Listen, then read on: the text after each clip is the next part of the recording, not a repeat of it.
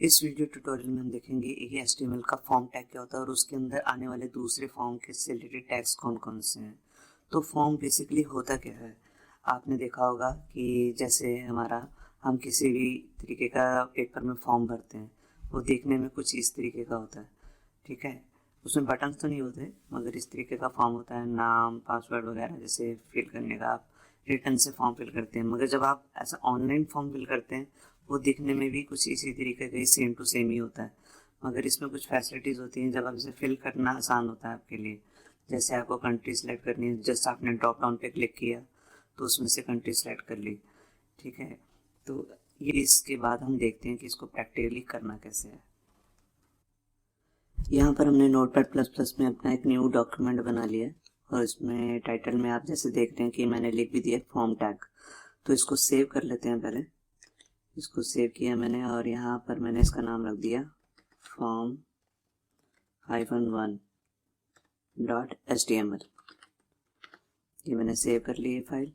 अब इसमें मैं शुरुआत करता हूँ अपने फॉर्म की। तो फॉर्म को शुरू करने से पहले सबसे पहले जो हमारे पास टैग आता है उसका नाम है फॉर्म। सारा का सारा काम आपको फॉर्म टैग के अंदर ही करना होता है, ऐसे। तो फॉर्म टैग जो है ये, इसके अंदर हमारे पास दो टाइप्स आती हैं। ठीक है, दो मतलब की प्रॉपर्टीज हैं इसकी। एक है हमारे पास एक्शन और एक होता है हमारे पास मेथड।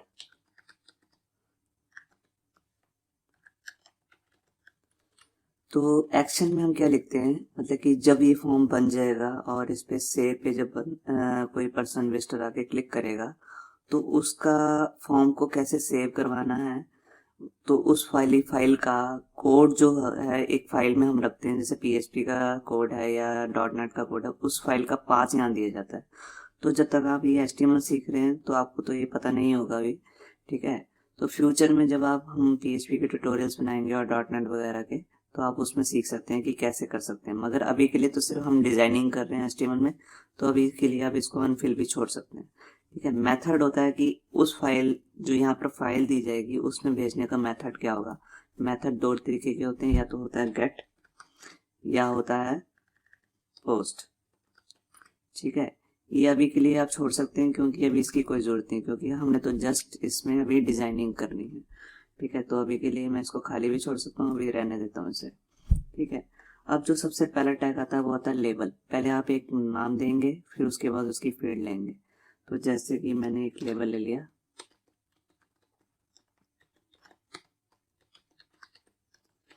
ठीक है, लेबल में मैं यहाँ गया और मैंने जैसे लिख दिया नेम, या कुछ भी लिख सकता हूँ, जैसे फर्स्ट नेम, ऐसा भी कुछ लिख सकता हूँ। यहाँ दिया, यहाँ पर मैंने स्पेस देके यहाँ पे सबसे इम्पोर्टेंट टैग जो अब शुरू हो रहे हैं वो है इनपुट टैग। इनपुट देने के बाद मैंने यहाँ कर दी टाइप। टाइप के अंदर जो हम सबसे पहले जो फील्ड देखेंगे उसका नाम है text field, input text field. तो उसके लिए बस यहाँ पे लिखना होता है टेक्स्ट। ठीक है, और यहाँ पर एक और इसकी प्रॉपर्टी इनपुट फील्ड की, उसका नाम है नेम। नेम आप कुछ भी नाम दे सकते हैं, जैसे मैंने ले लिया एफ नेम, मान लो ऐसे एफ नेम मतलब फर्स्ट नेम। ये ऑप्शनल है, अभी के लिए देना जरूरी नहीं है। मगर जब आप PHP या .NET वगैरह आगे सर्वर टाइप प्रोग्रामिंग सीखेंगे तो उसमें ये देना जरूरी होता है, क्योंकि हमें ये जो फील्ड बना रहे हैं इसकी वैल्यू उठाने के लिए हमारे को यहाँ फील्ड देनी जरूरी होती है। तो हमने इसको जैसे यहाँ पे क्लोज किया। ठीक है, और इसको सेव करके हम अभी लॉन्च करते हैं अपने क्रोम में। तो ये देखिए यहाँ पर ये लेबल आ गया और यहाँ पे टेक्स्ट फील्ड आ गया। आप टेक्स्ट फील्ड में कुछ भी लिख सकते हैं जैसे, ठीक है, आगे आगे कुछ भी, तो ऐसे ही। ठीक है, तो आपने देखा कि हम इसके अंदर कुछ भी लिख सकते हैं। अब इसके बाद जो दूसरी फील्ड आती है वो है पासवर्ड। तो यहाँ पर मैं गया और मैं ये लेबल कॉपी कर लेता हूँ और इस पूरी फील्ड को ही कॉपी कर लेता हूँ। यहाँ पर मैंने पेस्ट किया और यहाँ पर नेम की जगह जैसे मैंने डाल दिया पासवर्ड। एक चीज मैं पहले बता दूं, जैसे फील्ड मैंने लिया टेक्स्ट, आप एक पेज में मल्टीपल टाइम्स भी जितनी मर्जी फील्ड ले सकते हैं टेक्स्ट टेक्स्ट टेक्स्ट नाम से, जैसे फर्स्ट नेम के लिए, लास्ट नेम के लिए। ठीक है, अब जैसे ये पासवर्ड है तो यहाँ पर जो ये टाइप है ये चेंज हो जाएगी। टाइप में क्या आएगा, पासवर्ड, क्योंकि हमने ये फील्ड हिडन फॉर्म में रखनी है। और नेम भी चेंज हो जाएगा, आप कुछ भी लिख सकते हैं, अभी के लिए मैं से अनफिल छोड़ रहा हूँ, ठीक है। तो ये ऑप्शनल है क्योंकि मैंने आपको बता ही दिया, क्योंकि अभी इसकी कोई जरूरत नहीं है नेम देने की। तो यहाँ पर सेव किया और इसको मैंने पेज को यहाँ पे रिफ्रेश किया, तो ये देखिए ये नेम है, जैसे हम यहाँ पे कुछ भी लिख सकते हैं। और जो ये है पासवर्ड, मैं इसमें कुछ भी लिख रहा हूँ वो हिडन फॉर्म में दिख रहा है, डॉट्स आ रही हैं, या किसी ब्राउजर में जैसे फायरफॉक्स में यहाँ स्टार दिखेंगे। मैंने अभी क्रोम में काम कर रहा हूँ तो यहाँ पे डॉट्स दिखते हैं, ठीक है। अभी ये जैसे आप देख रहे हैं कि एक ही लाइन में आ रहा है, मगर मैं इसको नेक्स्ट लाइन में लाना चाहता हूँ, तो उसके लिए यहाँ पर ब्रेक टैग लगा देता हूँ। सेव किया मैंने और यहाँ पर आया और पेज को रिफ्रेश किया, ये देखिए नेक्स्ट लाइन में आ गया। एक बार और ब्रेक लगा देता हूँ, सेव करने के बाद मैंने पेज रिफ्रेश किया, ये देखिए यहाँ, ठीक है, ये प्रॉपर वर्क कर रहा है। अब इसके बाद जो हमारे पास तीसरी फील्ड आती है उसका नाम है रेडियो बटन। रेडियो बटन मतलब कि आपको सिर्फ एक ही ऑप्शन सेलेक्ट करने के लिए, जैसे जेंडर के लिए। अभी मैं यहाँ पर ब्रेक कॉपी कर देता हूँ, पेस्ट, उसके बाद में यहाँ गया, पहले तो मैं ये लेबल और ये सब कॉपी करके यहाँ पर डालता हूँ और यहाँ पे लिख दिया जैसे जेंडर। जेंडर लिखने के बाद मैं यहाँ पर गया और यहाँ पर मैंने दी अपनी टाइप। अब टाइप यहाँ पे चेंज हो जाएगी और मैं दूंगा रेडियो। रेडियो मतलब कि ऑप्शन बटन जैसे आ जाएंगे यहाँ पे।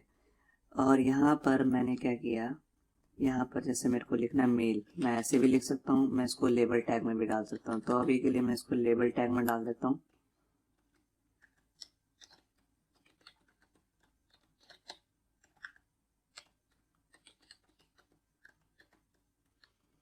और यहाँ पर आके मैंने लिख दिया मेल, ठीक है। और ऐसे ही मैं इसको कॉपी करके इसके बाद दोबारा से पेस्ट करके और यहाँ पर एक के लिख देता हूँ फीमेल, ठीक है। तो अभी इतना हो गया, तो मैं इसको सेव करके पेज को यहाँ पे रिफ्रेश करता हूँ। तो यहाँ देखिए ये मेरे पास रेडियो बटन आ गए हैं। अब मैं इनमें से एक ही फील्ड को सिलेक्ट कर सकता हूँ, मगर अभी तो ये दोनों हो जाएंगी। ये दोनों क्यों हो रही हैं, क्योंकि यहाँ पर मैंने इनको कोई नेम नहीं दिया है, ठीक है।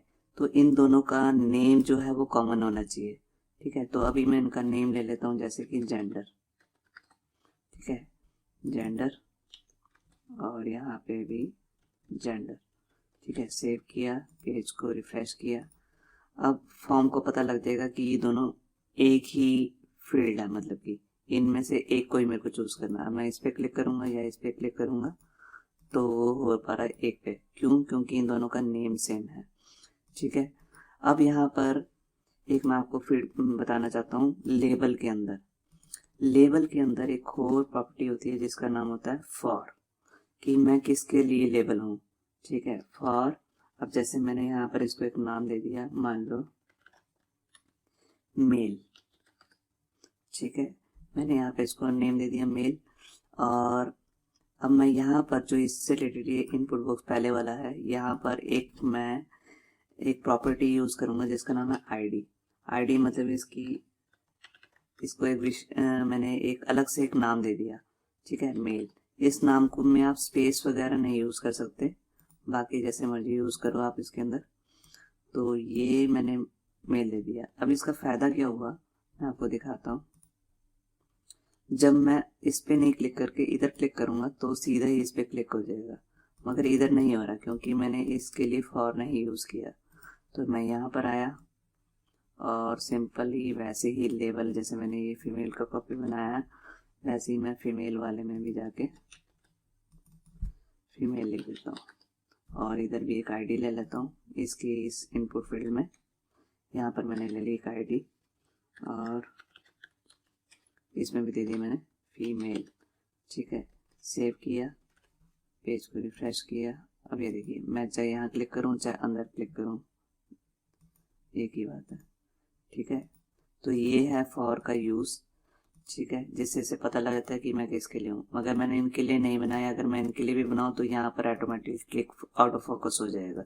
तो मैं इनके लिए भी बना सकता हूँ फॉर, और इस पे भी एक आईडी लगा सकता हूँ, ठीक है। एक प्रॉपर्टी हमने पहले मिस कर दी है, मैं आपको बताना चाहूंगा, वो इनपुट यूज में यूज होती है, जैसे टेक्स्ट में मेनली यूज कर सकते हैं। कैसे? उसका नाम है वैल्यू। वैल्यू किस लिए यूज होती है, मतलब कि आप या तो इसकी पहले से ही यहाँ पर कुछ दिखाना चाहते हो वैल्यू, ठीक है। तो वैल्यू कैसे हम यूज कर सकते हैं, जैसे हम पहले से यहाँ पर वैल्यू डलवाना चाहते हैं, जैसे मैंने यहाँ पर लिख दिया कुछ भी किया। अब जैसे ही मैं पेज को रिफ्रेश करूंगा तो यहाँ देखिए पहले से ही फील्ड आ रही है लिखी हुई।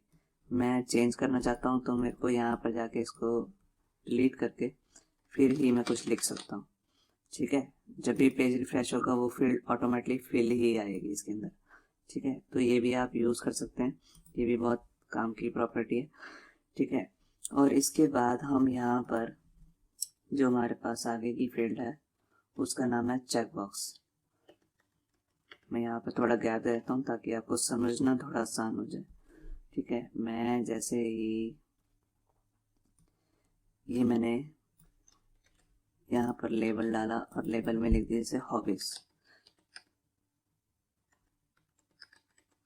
ठीक है, हॉबीज। अब इसमें तो जैसे आप देख रहे थे जेंडर में आप एक ही ऑप्शन सेलेक्ट कर सकते हैं, मगर हॉबीज क्या है, आप मल्टीपल ऑप्शन सेलेक्ट करना चाहते हैं। तो उसके लिए हमारे पास एक ऑप्शन आती है जिसमें टैग आता है, मतलब कि जिसमें टाइप है चेक बॉक्स। तो मैं इसको कॉपी कर लेता हूँ और इसके लिए लेबल भी कॉपी कर लेता हूँ। ये कॉपी किया और यहाँ पर मैंने पेस्ट किया। अब यहाँ पर बस रेडियो की जगह पे मेरा क्या चीज चेंज हो जाएगी, चेक बॉक्स, चेक बॉक्स, ठीक है। ये चेक बॉक्स में मैंने यहाँ पर नेम तो मैं चेंज कर देता हूँ, जैसे मैं इसका नाम रख देता हूँ हॉबी, ठीक है। और यहाँ पर आईडी में मैं लिख देता हूँ जैसे कुछ भी, जैसे मैंने लिख दिया स्पोर्ट्स या म्यूजिक। अब यहाँ पर मैं यहाँ पर भी इसका चेंज कर देता हूँ म्यूजिक। ये इसकी आइडेंटिटी है, मतलब कि ये लेबल इससे लिंक्ड है, और यहाँ पर जो विजिटर को दिखेगा वो हमने यहाँ पर डालना है लेबल के अंदर, और उसके लिए यहाँ पर मैंने लिख दिया म्यूजिक, ठीक है। इसको सेव किया, मैं आपको दिखाता हूँ, ठीक है। अच्छा, ये एक्चुअल में मेरे को नेक्स्ट लाइन में डालना है, तो मैं ये यहाँ से ब्रेक कॉपी करके जैसे ऊपर वाली लाइन है फीमेल के बाद मैं यहाँ पर 2 बार पेस्ट कर दिया, और यहाँ पर मैं आया और पेज को रिफ्रेश किया। यहाँ देखिए हॉबीज है, यहाँ पे एक ही हॉबी आ रही है अभी, ठीक है, म्यूजिक। मैं मल्टीपल हॉबीज डाल सकता हूँ यहाँ पे, तो उसके लिए मेरे को बस यही लाइन पूरी कॉपी करके इसके बाद भी या इसके नेक्स्ट लाइन डाल के भी मैं डाल सकता हूँ, ठीक है। तो अभी तो मैं इसके बाद में ही डाल लेता हूँ, यहाँ पर है। अब नेम सेम ही रहेगा क्योंकि सारी रिलेटेड ही है, और यहाँ पर जैसे मैंने लिख दिया फुटबॉल, जैसे कोई पर्सन सेलेक्ट करना चाहे कि मेरी हॉबीज म्यूजिक है या फुटबॉल है, कि क्या मल्टीपल ऑप्शंस भी हो सकते हैं, फुटबॉल, और यहाँ पे मैंने लिख दिया फुटबॉल, ठीक है, सेव किया। यहाँ देखिए अब मैं ये भी ऑप्शन सेलेक्ट कर सकता हूँ और ये भी, ठीक है। यहाँ पर मल्टीपल जितनी मर्जी ऑप्शन डालना चाहूँ वो डाल सकता हूँ, जैसे 10-20 अलग अलग ऑप्शन है, ठीक है। मैंने फॉर लूप पे यहाँ पर मैंने आपको बताया था लेबल में फॉर लगाया, तो मैं यहाँ पर क्लिक करके भी कर सकता हूँ, मैं यहाँ पे भी क्लिक कर सकता हूँ। तो ये था हमारा चेक बॉक्स। इसके बाद जो हमारे पास एक टैग आता है उसका नाम है टेक्स्ट एरिया, जिसमें आप मल्टीपल लाइंस का मैसेज दे सकते हो। तो उसके लिए मैं क्या करूँगा, यहाँ पर एक लेबल ले लेता हूँ और यहाँ पे कुछ भी लिख सकता हूँ, जैसे अभी के लिए ले लेता हूँ मैसेज, जैसे कि कोई आपकी साइट पर आए वो मैसेज लिखना चाहता है आपको, तो यहाँ पर उसके लिए हम यहाँ लेंगे एक टैग जो है हमारा टेक्स्ट एरिया।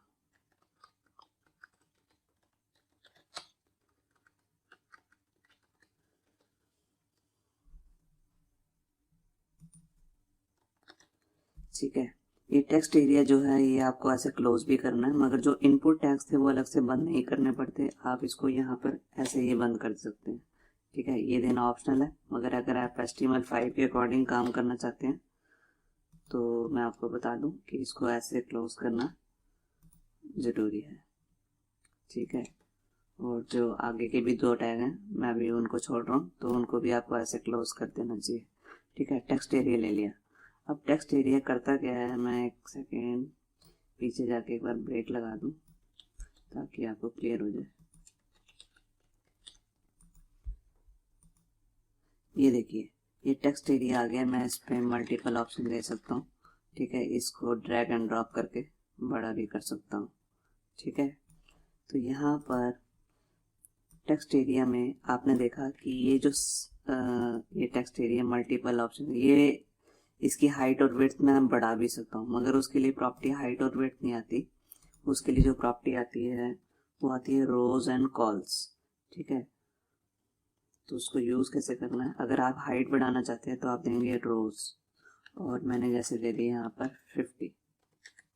इसको सेव किया, यहाँ रिफ्रेश किया, ये देखिए कितना बड़ा हो गया। अभी इतना बड़े की तो जरूरत नहीं है, मैं सिर्फ 10 दे देता हूँ। सेव किया, ये देखिए।